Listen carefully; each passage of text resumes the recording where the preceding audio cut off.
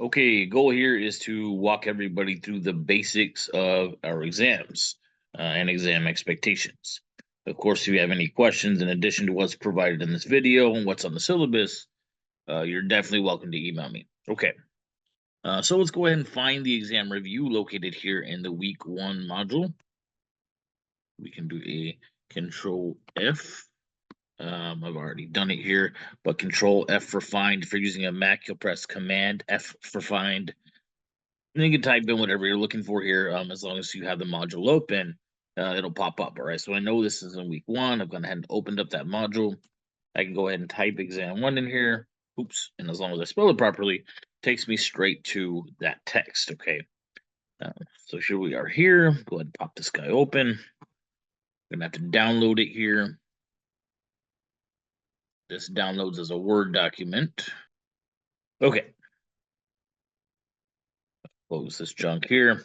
I'll just zoom in a little bit so y'all can see this better.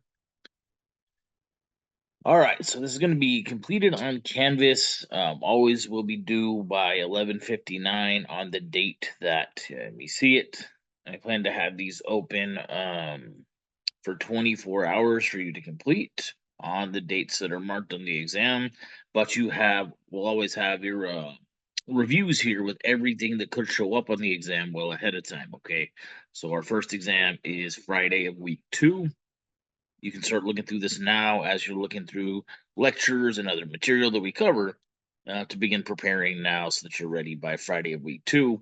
Then you'll have all day on Friday of week 2 to work on this as you please and get it knocked out. So there's different types of questions on here. First, you'll have some matching terms.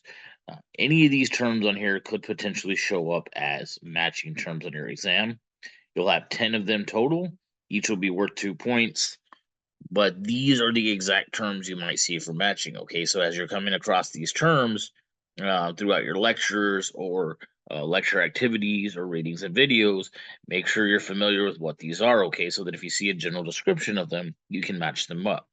Other type of term we have here are fill in the blank ID terms. All right, these are a little different than the ID terms that I do during the full term semester. Actually, a little easier. I'm sure y'all are so upset about that.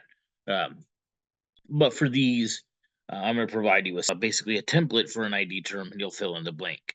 You'll have an example to practice with this with one of your lecture activities early on in week 1 with the Emancipation Proclamation. But I'll show you here also kind of how it works. So for these, you'll have 8 of these terms here appear, and you'll be required to respond to 3 of them. All right. I will only grade your first 3, so please do not waste your time thinking, oh, well, I'll earn extra points by writing 5 or writing the full 8. No, I'm only going to grade the first 3. All right. So only do 3. But again, these exact terms here are what might show up. So as you're going through lectures, activities, etc., look out for these terms and be thinking about who and what they are, what happened with them, and why they're historically significant, because that's what we're doing with these ID terms. All right. And what I mean by historical significance, that's something you definitely want to be familiar with as we move forward. Okay. Historical significance in this class will always mean one of a few things. It'll be either the first of something, or the last of something, an example of something else, led to something else, or demonstrated something else. So as you're looking through these terms here, look to see if any of those pop out to you. Sometimes I will write them out for you word for word or say them over and over in the PowerPoint. Other times you might have to use your head a little bit, but if you're really paying attention, knowing that that's what you're looking for, it should be pretty obvious in most cases. Okay. Don't overcomplicate it. It's usually going to be something pretty simple. But I want to take a look here at an example of one of these, see how we can find those. Let's say I have a page over here. I'm going to open up a new document. I'm taking notes over here, all right?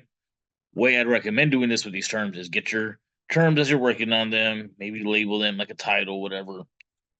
And then from here, we need to find a few things. We need a description, and then we need historical significance. Well, spell check, make sure you use it. And again, remember, I'm going to go ahead and put parentheses here to remind myself this is always going to be one of a few things.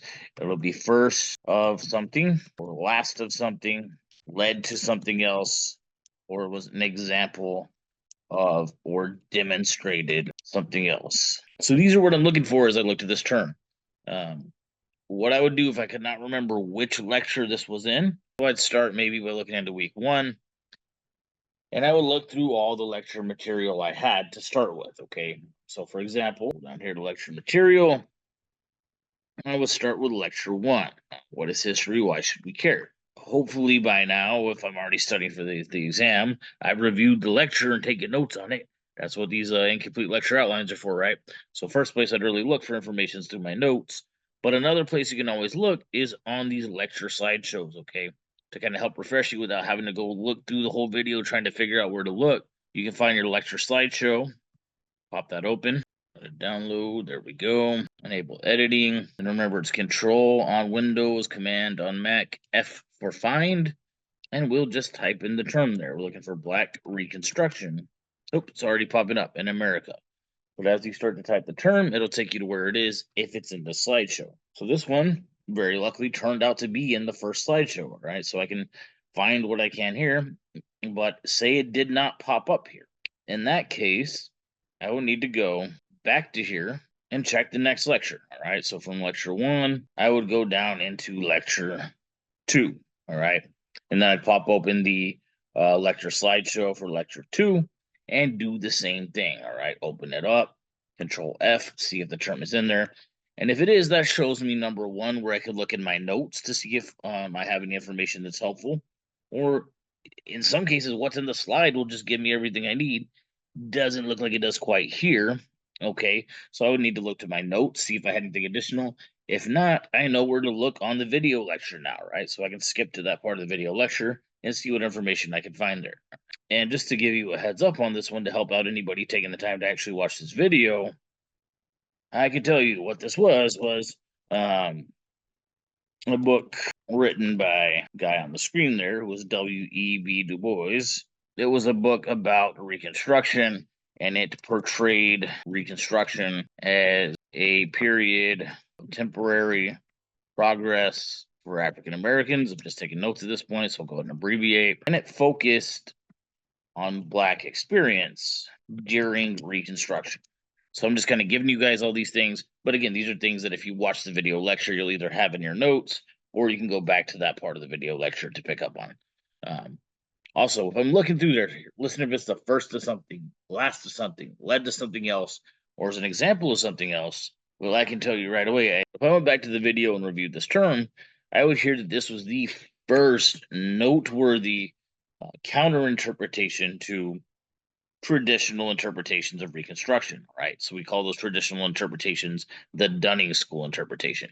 And this is all mind-boggling. You're not understanding it. Just wait till you get to the lecture. It will make sense, I promise. But we can say that this is the first counter interpretation to the Dunning School's interpretation of Reconstruction. Boom, there I got the notes there for everything I need to make this into an ID term if necessary, okay?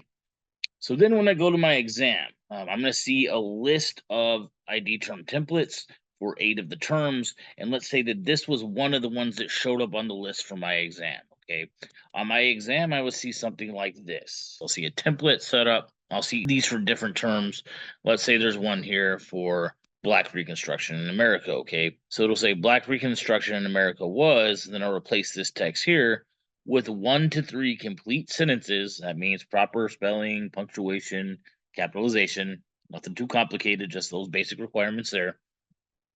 1 to 3 sentences getting to the point, just describing what this was and what happened with it. Okay. Whatever information I have about it that I find helpful to describe it there. Then here I need to write why it was historically significant by replacing this with 1 to 3 sentences that describe whether it was the first to something, last to something, led to something, example of something, or demonstrated something. All I'm really doing here is filling in blanks. So I can take a lot of this information I have here and just craft it into sentences. All right. If I've been taking notes all along, this is going to be easy peasy. Just turning these into sentences. I'm going to replace this text here.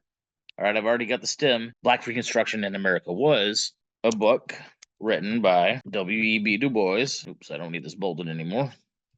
That focused on the Black experience during Reconstruction. Boom. Here, that's a solid sentence. I'm going to go and add one more to get this other bit of information here that I think could be helpful. This book portrayed Reconstruction as a period, temporary progress for African Americans. And then historical significance, just going to fill in the blanks here. Black Reconstruction in America was historically significant because, unbold this and replace the text with it was the first counter interpretation to the Dunning School's interpretation of Reconstruction. Boom. Here I have a nice solid response. I really could just kind of delete the space in between these, make that all one solid response as long as it has both parts. Or if you want to leave it separate, it really doesn't matter. I just need both parts of these response. Notice these are complete sentences. Nothing complicated, nothing too wordy, just getting straight to the point.